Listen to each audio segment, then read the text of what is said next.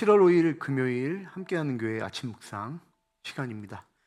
오늘 보실 하나님의 말씀은 예레미야 28장 1절에서 17절 말씀입니다.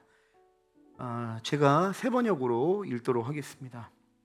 같은 해 곧 히드기야가 유다 왕이 되어서 다스리기 시작한 지 4년째가 되던 해 다섯째 달에 일어난 일이다.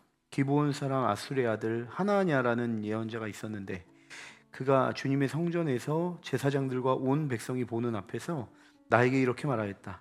만군의 주 이스라엘의 하나님이 말한다. 내가 바빌로니아 왕의 멍에를 꺾어버렸다. 바빌로니아 왕 느부갓네살이 이곳에서 탈취하여 바빌로니아로 가져간 주의 성전의 모든 기구를 내가 친히 2년 안에 이곳으로 다시 가져오겠다. 또 유다 왕 여호야김의 아들 여고냐와 바빌로니아로 잡혀간 유다의 모든 포로도 내가 이곳으로 다시 데려오겠다. 나 주의 말이다. 내가 반드시 바빌로니아 왕의 멍에를 꺾어버리겠다. 그러자 예언자 예레미야가 주님의 성전에 서 있는 제사장들과 온 백성이 보는 앞에서 예언자 하나냐에게 대답하였다. 그때에 예언자 예레미야는 이렇게 말하였다. 아멘. 주님께서 그렇게만 하여 주신다면 오죽이나 좋겠소. 당신이 예언한 말을 주님께서 성취해 주셔서 주님의 성전 기구와 모든 포로가 바빌로니아에서 이곳으로 되돌아올 수 있기를 나도 바라오. 그러나 당신은 이제 내가 당신의 귀와 온 백성의 귀에 이르는 이 말을 들으시오. 옛날부터 우리의 선배 예언자들은 많은 나라와 큰 왕국에 전쟁과 기근과 연병이 닥칠 것을 예언하였소. 평화를 예언하는 예언자는 그가 예언한 말이 성취된 뒤에야 비로소 사람들이 그를 주님께서 보내신 참 예언자로 인정하게 될 것이요. 예언자 하나냐가 예언자 예레미야의 목에서 나무 멍에를 빼앗아 꺾어버렸다. 그리고 하나냐는 온 백성이 보는 앞에서 이렇게 말하였다. 나 주가 말한다. 내가 2년 안에 바빌로니아 왕 느부갓네살의 멍에를 모든 민족의 목에서 벗겨서 이와 같이 꺾어버리겠다. 예언자 예레미야는 그 자리에서 떠났다. 예언자 하나냐가 예언자 예레미야의 목에서 나무 멍에를 빼앗아 꺾어버린 뒤에 주님께서 예레미야에게 이렇게 말씀하셨다. 너는 가서 하나냐에게 이렇게 전하여라. 나 주가 말한다. 너는 나무로 만든 멍에를 꺾어버렸으나 오히려 그 대신에 쇠로 멍에를 만들고 말았다. 진실로 나 만군의 주 이스라엘의 하나님이 말한다. 내가 이 모든 민족의 목에 새로 만든 멍에를 메어놓고 바벨로니아 왕 느부갓네살을 섬기게 하였으니 그들이 그를 섬길 수밖에 없다. 나는 심지어 들짐승도 그에게 넘겨주었다. 예언자 예레미야는 예언자 하나냐에게 말하였다. 하나냐는 똑똑히 들으시오. 주님께서는 당신을 예언자로 보내지 않으셨는데도 당신은 이 백성에게 거짓을 믿도록 하였소. 그러므로 주님께서 이렇게 말씀하셨소. 내가 너를 이 지면에서 영영 없애버릴 것이니 금년에 내가 죽을 것이다. 내가 나 주를 거역하는 말을 하였기 때문이다. 예언자 하나냐가 바로 그 해 7째 달에 죽었다. 오늘 본문은 예레미야와 하나냐의 예언에 대한 이야기를 하고 있습니다. 바벨로니아는 여호야긴 왕을 필두로 백성들을 포로로 잡아갔고 성전 기물을 빼앗아갔고 꼭두각시 왕으로 히드기야 왕을 세워놓고 떠났습니다.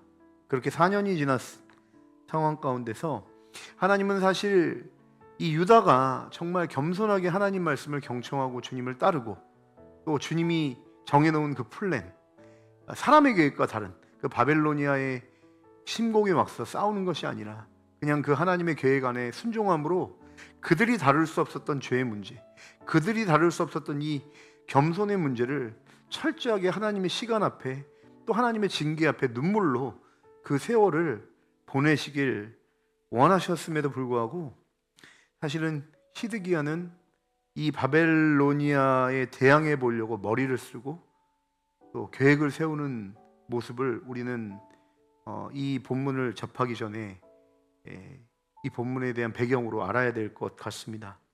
그런 상황 가운데 하나냐가 예언을 하죠. 우리가 지금까지 예레미야를 잘 봐왔다고 한다면 이 하나냐의 예언은 거짓 예언입니다. 하나냐가 어떤 예언을 하였습니까? 2년 만에 하나님께서 다시 이스라엘을 회복할 것이다, 유다 땅을 회복할 것이다 라는 이야기를 하는 모습을 볼 수가 있습니다. 근데 그것은 하나님의 계획이 아니었죠. 하나냐가 왜 이런 거짓 예언을 하였을까? 이 예언이 당장 누구의 입맛에 맞는 예언이었습니까?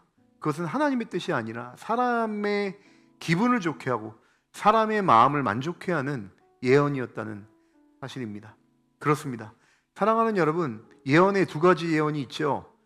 오늘 본문에 앞으로 나올 참 선지자 예레미야가 해야 될 하나님의 말씀, 정확한 말씀의 예언이 있습니다. 그것은 때로는 우리의 마음을 불편하게 하는 예언이지만 정확한 하나님의 뜻과 계획에 맞는 예언이 한 가지가 있고요. 또 한 가지는 우리의 마음을 좋게 하고 만족해 하지만 하나님의 뜻과는 멀어져 있는, 하나님과 뜻과는 전혀 반대된 이 예언입니다. 이 두 가지 예언은 여전히 우리의 본성, 우리의 존재 안에 항상 우리 안에 갈등을 일으키는 두 가지 요소입니다.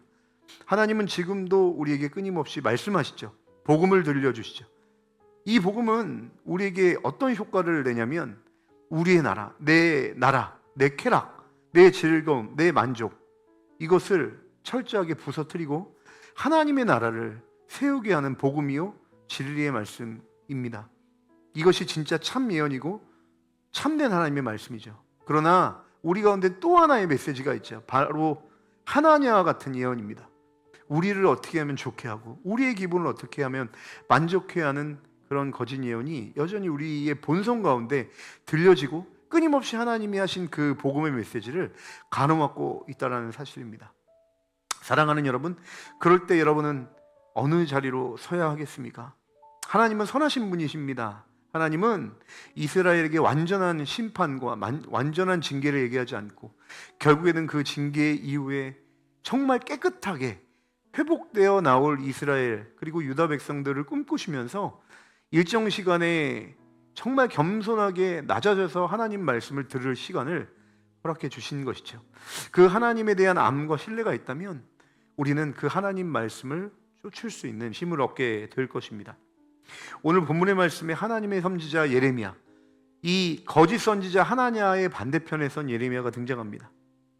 이 예레미야가 짊어진 이 메시지는 사실은 이스라엘, 그 유다 땅이 바벨로니아 땅에 심판당해 멸망한다라는 메시지였습니다. 인기가 없는 메시지였죠. 지지받지 못하는 메시지였습니다. 남들에게 즐거움을 주지 않고 괴로움을 주는 메시지였습니다. 그럼에도 불구하고 예레미야는 그 예언을 했어야 됐습니다. 왜냐하면 그것이 참된 진리였기 때문에, 하나님의 입에서 나온 말씀이었기 때문에 예레미야가 하고 싶지 않아도 눈물로 그 이야기를 했어야 됐죠. 마찬가지입니다. 복음을 짊어지고 사는 성도의 삶은 녹록지가 않죠. 왜냐하면 그 복음이 사실이고 이 세상에 반하는 메시지이기 때문입니다. 외로운 길일 수 있습니다. 그래서 사도 바울은 이렇게도 이야기를 하죠. 너희는 복음과 함께 고난을 받으라. 세상의 죄로 인한 시스템과 정반대되는 이 복음의 가치로 산다라는 것은 어쩌면 예레미야가 짊어지는 이 메시지를 안고 살 수밖에 없는, 그 외로운 길을 걷고 또 고난을 당할 수밖에 없는 길일지도 모릅니다. 여러분이 갖고 있는 이 복음은 단순히 낭만이 아닙니다. 왜냐하면 이 세상은 아직 완전한 하나님 나라가 되지 않았기 때문에 이미 온 하나님 나라를 우리가 살고 있지만 아직 완성되지 않는 이 세상 안에서 여러분은 치열한 갈등 가운데 살 수밖에 없는 것이죠. 여러분은 이 갈등 안에서 하나냐의 거짓된 예언의 길을 따르시겠습니까? 아니면 참 선지자인 예레미야의 외로운 길을 따르시겠습니까? 그러면 어떻게 이런 극심한 어려움과 외로움, 환난과 고난 가운데서도 예레미야는 이 하나님 말씀, 이 세상 가운데, 이 특별히 유다 땅 가운데 심판이 있을 것이다라는 이 괴로움의 메시지를 짊어지고 살 수밖에 없었는가? 여러분, 그것은 무엇 때문이었습니까? 예레미야는 정말 하나님을 만났기 때문에 그렇습니다. 그 메시지를 자기가 상상해낸 메시지, 고안해낸 메시지가 아니고요, 실제 살아계신 하나님과 만남을 통해 실제 들었던 메시지였기 때문에 거부할 수 없었던 것입니다. 그렇습니다. 우리가 오늘 하루 복음을 살 수 있는 원동력은 어디 있을까요? 우리가 성경 말씀을 통해 우리가 읽은 그 말씀 가운데 우리가 살아계신 하나님을 만날 때 가능한 것입니다. 여기 계신, 그리고 이 말씀을 청취하신 모든 여러분들은 예수 그리스도의 복음을 통과한 분들이십니다. 우리는 예수님을 만난 사람들입니다. 그래서 우리는 정말 이해되지 않는 예수의 십자가의 복음이 정말 믿겨지고 남들이 가지 않는 좁은 길을 가지 못한 것 때문에 괴로워하는 존재로 바뀌었다는 것이죠. 그러므로 우리가 언제 하나님 말씀을 정말 소중하게 생각하는 존재로 살아갑니까? 바로 매일같이 오늘 아침에도 말씀을 통해 살아계신 예수 그리스도를 만나는 만남을 경험할 때 우리는 이 말씀의 가치를 붙잡고 살아갈 수 있는 힘과 용기를 얻게 되는 것입니다. 여러분의 인생에서 가장 중요한 시간은 무엇입니까? 무엇이 여러분의 인생의 가장 중요한 가치입니까?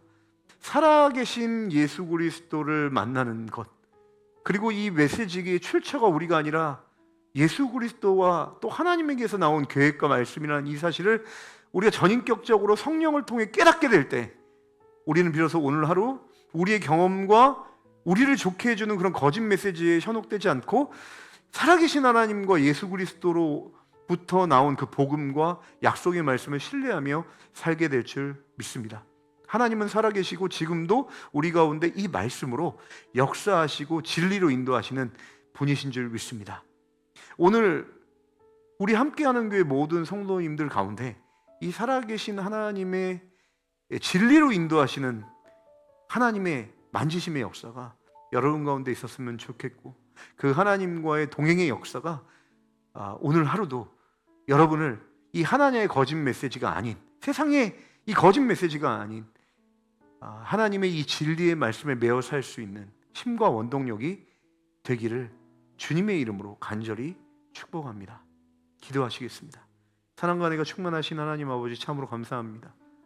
우리가 세상에 살면서 하나냐의 거짓 메시지와 같은 메시지가 얼마나 많이 들려오며 또 우리의 본성은 그 메시지를 얼마나 따라하고 즐겁게 여기고 있습니까? 그런 자격 없는 우리들을 십자가로 사랑하신 주님께서 여전히 간섭하시어 참된 진리의 말씀을 선포하게 하시고 듣게 하신 줄 믿습니다. 예레미야는 정말 살아계신 하나님을 만나 그 말씀을 듣고 순종할 수밖에 없었던 것처럼 우리 또한 매일같이 살아계신 예수 그리스도를 경험하고 그 복음을 신뢰함으로 복음과 함께 고난의 길에 동참할 수 있는 그런 성령 충만함의 능력을 매일같이 경험할 수 있도록 축복하시고 인도하여 주시옵소서. 감사하며 예수님의 이름으로 간절히 기도합니다. 아멘.